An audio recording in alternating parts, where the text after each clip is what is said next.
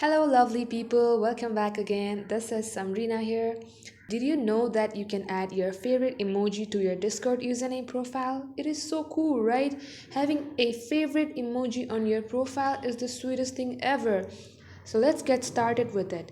First of all, open your Discord application and make sure that you are signed in.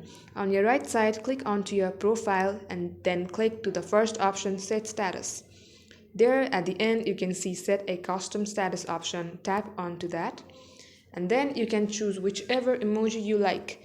I'm putting a kiwi fruit emoji because lately I have been so obsessed with kiwis.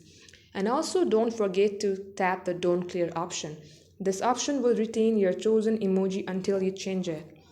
And after you are done, click to the blue button which will save your emoji. And there you can see your emoji have been saved to your profile. And thank you people, that's how you put emoji on your username.